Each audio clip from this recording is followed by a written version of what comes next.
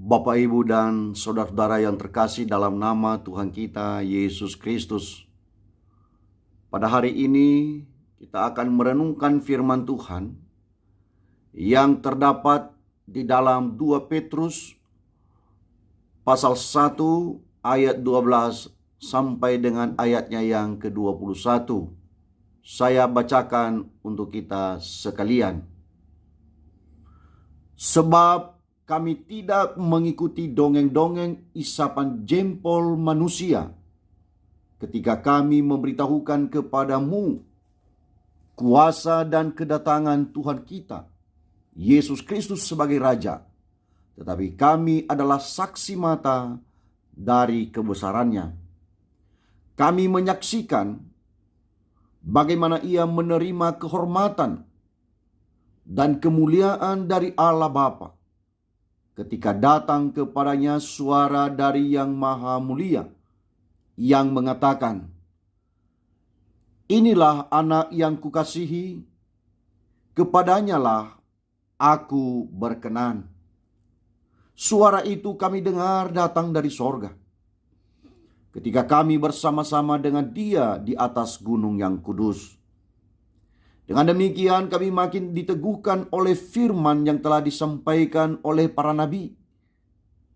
Alangkah baiknya kalau kamu memperhatikannya sama seperti memperhatikan pelita yang bercahaya di tempat yang gelap sampai fajar menyingsing dan bintang timur terbit bersinar di dalam hatimu.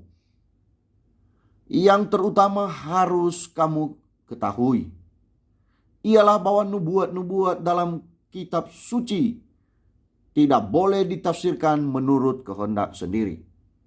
Sebab tidak pernah nubuat dihasilkan oleh kehendak manusia, tetapi oleh dorongan Roh Kudus. Orang-orang berbicara atas nama Allah. Demikian pembacaan firman Tuhan. Berbahagialah setiap kita yang membaca dan merenungkan sabda Tuhan dalam hidup sehari-hari. Tema pemberitaan firman Tuhan hari ini, Yesus Sang Raja yang Maha Mulia. Sekali lagi, Yesus Sang Raja yang Maha Mulia. Yesu Razo Solahemi. Bapak, Ibu, dan saudara-saudara yang terkasih dalam nama Tuhan kita Yesus Kristus, jikalau kita membaca 2 Petrus pasal 1 ayat 1 dan ayatnya yang kedua, di sana kita mengetahui beberapa hal. Yang pertama, tentang penulis dari surat ini, dan sekaligus apa yang dibicarakan oleh penulis. Dia katakan begini, dari Simon Petrus, hamba dan rasul Yesus Kristus, kepada mereka yang bersama-sama dengan kami memperoleh iman oleh karena keadilan Allah dan juru selamat kita, Yesus Kristus. Kasih karunia dan damai sejahtera melimpahi kamu oleh pengenalan akan Allah dan akan Yesus Tuhan kita. Dari 2 ayat ini kita tahu bahwa Simon Petrus adalah penulis dari surat ini. Dan dengan demikian kita semakin yakin dan percaya bahwa isi dari surat ini adalah kebenaran. Karena apa? Karena dia adalah saksi dari segala sesuatu yang sudah dikerjakan, yang sudah menjadi karya dari Yesus Kristus Tuhan kita. Lebih dari semuanya itu, Simon Petrus memberikan pengakuan bahwa dia adalah hamba, dia adalah rasul dari Yesus Kristus. Dia mengakui Yesus adalah Tuhan, Yesus adalah Raja, Yesus adalah satu-satunya pribadi yang besar yang harus dipuji dan dihormati. Lebih dari itu semua, Petrus mengakui bahwa Yesus adalah juru selamat kita. Dialah yang menyelamatkan kita dari segala dosa dan pelanggaran kita. Bapak, Ibu, dan saudara-saudara yang terkasih, surat Petrus yang pertama ditulis dengan tujuan. Setidak-tidaknya ada dua. Yang pertama, untuk menguatkan jemaat yang sedang menghadapi penganiayaan dan penderitaan. Yang kedua, untuk mendorong jemaat agar tetap beriman, setia dan teguh, berpengharapan di dalam Tuhan kita, Yesus Kristus. Jadi yang pertama, dia membicarakan tentang kesiapan jemaat untuk lebih kuat menghadapi berbagai macam penganiayaan dan penderitaan. Kaisar-kaisar di zaman itu, penguasa-penguasa bumi di zaman itu adalah orang-orang yang seringkali kejam kepada orang-orang yang percaya kepada Yesus. Yang kedua, bahwa mereka dalam kondisi semacam itu, mereka harus terus beriman. Mereka harus terus setia. Dan mereka harus tetap memiliki pengharapan di dalam Yesus Kristus, Tuhan dan Juru Selamat kita. Selanjutnya, surat Petrus yang kedua yang baru saja kita baca ini juga bertujuan demikian. Yang pertama, untuk mengajar jemaat yang sedang menghadapi guru-guru palsu yang tidak bermoral. Jadi di zaman itu ada banyak orang yang menjadi guru-guru palsu yang mengajarkan hal-hal yang salah tentang Yesus Kristus, tentang kedatangan Yesus Kristus, tentang Yesus sebagai Tuhan dan Juru Selamat. Dan lebih lagi, mereka seringkali tidak memperhatikan moral sebagai orang yang percaya kepada Tuhan. Mereka hidup sembarangan. Mereka melakukan hal-hal yang justru bertentangan dengan firman Tuhan. Hal yang kedua, untuk mendorong jemaat agar hidup dalam kesalehan, rajin, dan beriman. Sebagai kebalikan dari hal yang pertama tadi, sekarang yang kedua ini, Petrus mengajak, mendorong seluruh jemaat agar hidup dalam kesalehan, hidup dalam kebenaran, hidup dalam semangat yang rajin, dan terus beriman kepada Yesus. Mereka harus terus berjuang untuk menampilkan hidup sebagaimana mestinya sebagai orang yang percaya kepada Tuhan. Mereka harus terlihat seperti cahaya, seperti pelita yang ada di atas gunung dan yang menerangi kegelapan. Yang ketiga, untuk membentengi jemaat dari serangan musuh, baik itu dari pengajaran sesat dan juga kuasa kegelapan. Firman Tuhan memberikan kepada jemaat pengajaran yang benar, sehingga mereka dibentengi dari segala bentuk kesesatan yang ada di dalam dunia ini. Mereka dikeluarkan dari kuasa kegelapan, dan mereka terhindar dari segala bentuk dongeng-dongeng nenek moyang yang tidak jelas itu. Firman Tuhan membentengi mereka dari segala musuh. Mereka semakin mengerti tentang pengajaran yang sehat, pengajaran yang berkenan kepada Tuhan. Nah, Bapak, Ibu, dan saudara-saudara yang terkasih, setelah kita melihat tentang tujuan dari penulisan kitab ini, sekarang kita semakin mendalami surat ini. Dari apa yang kita baca, maka setidak-tidaknya ada beberapa poin yang harus kita ketahui. Yang pertama, bahwa Yesus adalah Raja yang Maha Mulia. Itulah yang kita baca di dalam ayat yang ke-16. Oleh karena dia Raja, maka dia memiliki kuasa. Oleh karena dia Raja, maka dia memiliki otoritas.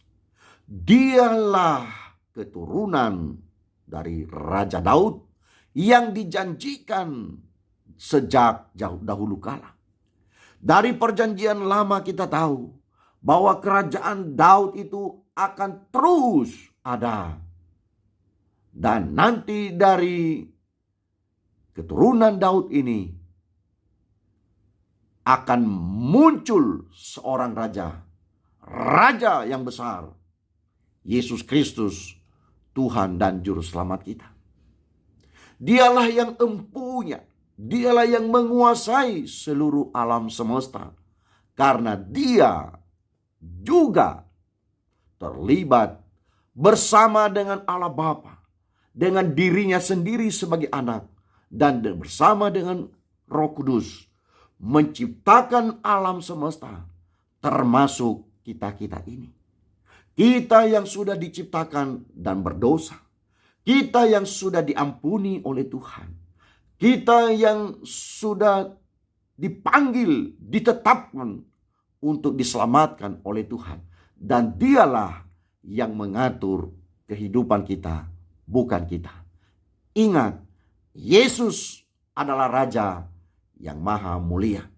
Yang kedua, Yesus pasti akan datang kembali. Sekali lagi, Yesus pasti akan datang kembali. Salah satu bagian dari apa yang disampaikan oleh pengajaran sesat adalah bahwa Yesus tidak akan datang.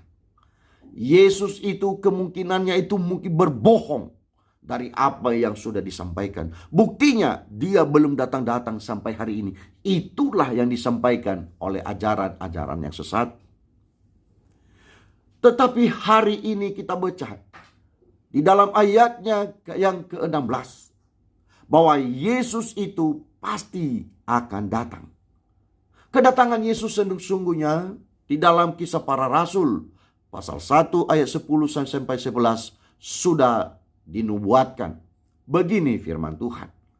Ketika mereka sedang menatap ke langit waktu ia naik itu, tiba-tiba berdirilah dua orang yang berpakaian putih dekat mereka.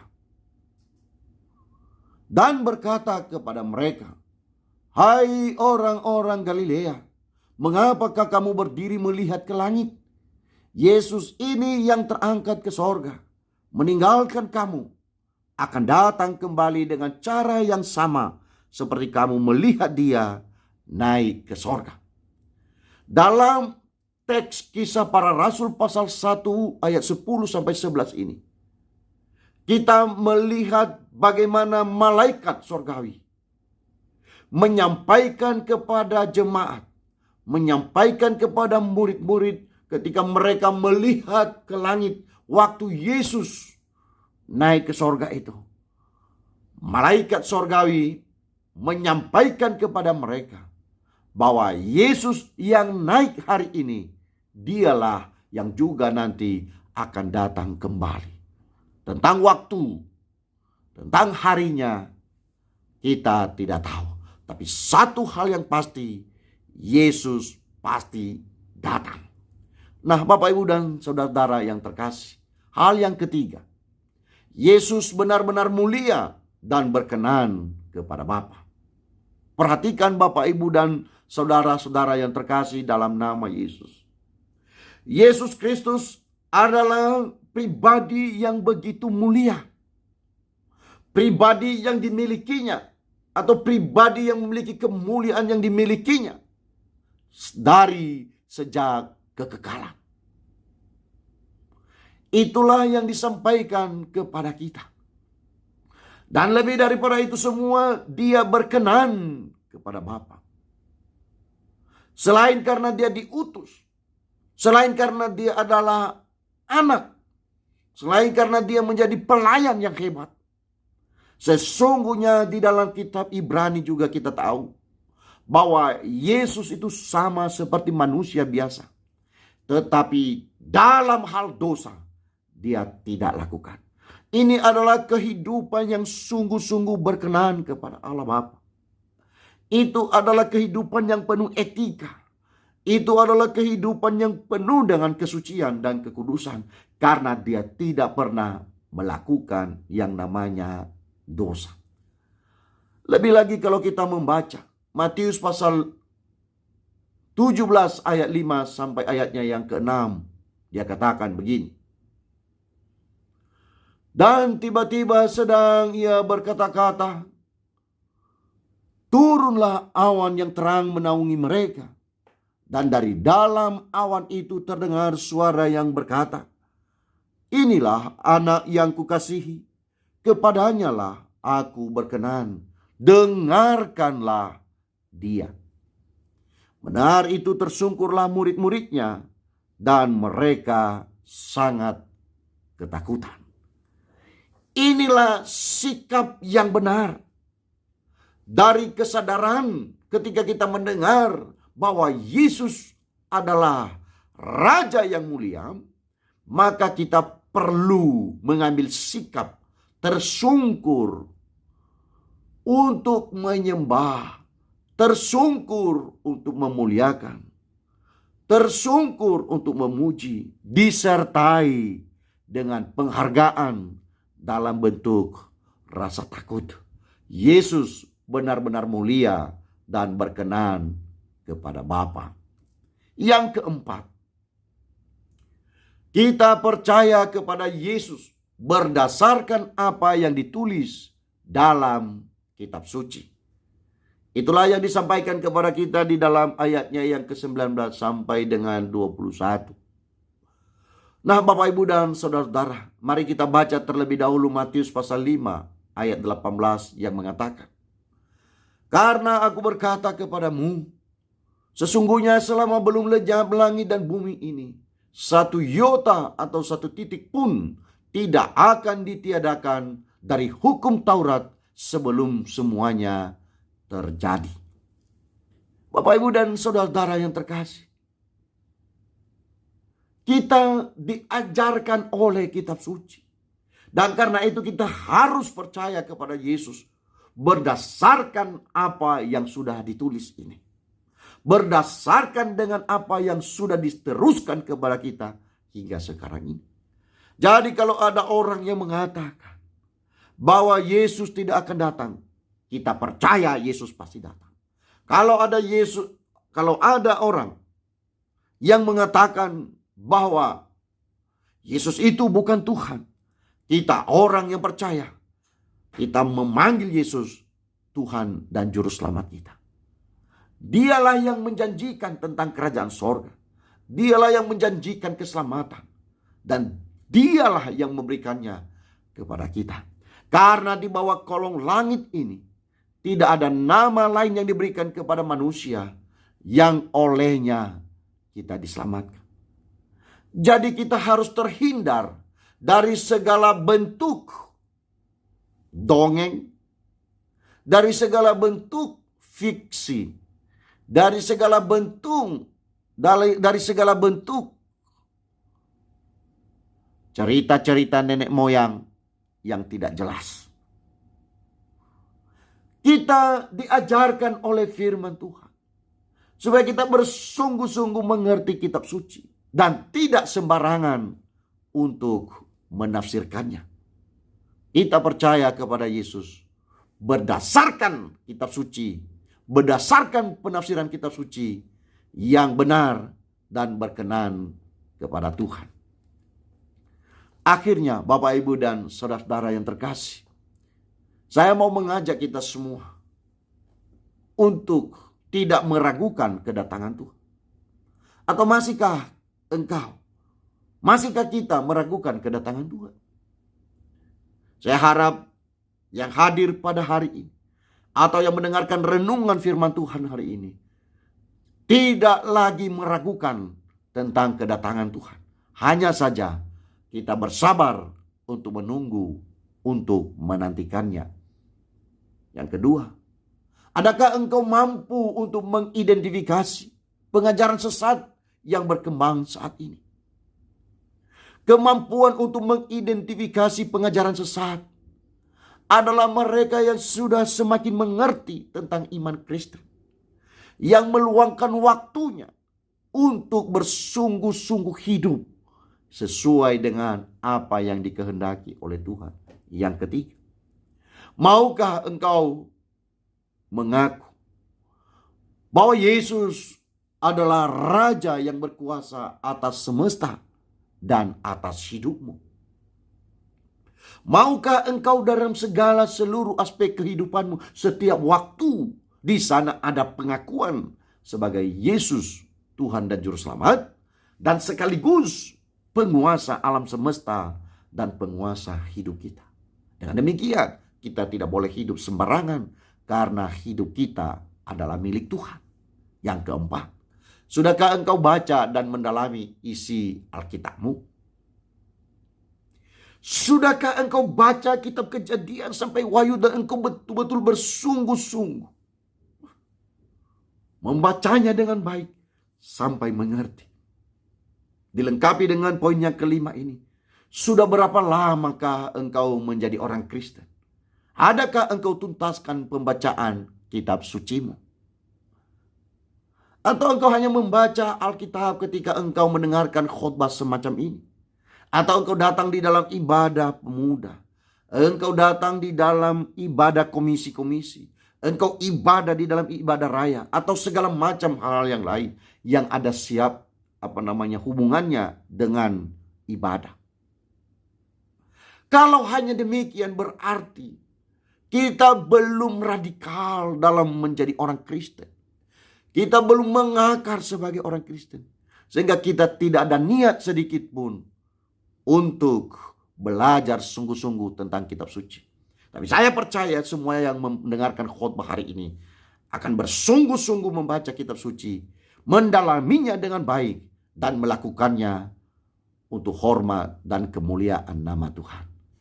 Kiranya firman Tuhan hari ini mendorong kita sekalian untuk lebih lagi bersungguh-sungguh menjadi orang Kristen yang berkenan kepada Tuhan, bersungguh-sungguh hidup berkenan kepada Tuhan, bersungguh-sungguh hidup sesuai dengan kitab suci, yaitu Alkitab yang sudah dituliskan dan diteruskan kepada kita hari ini. Kiranya Tuhan menolong dan memberkati kita sekalian dalam nama Tuhan Yesus.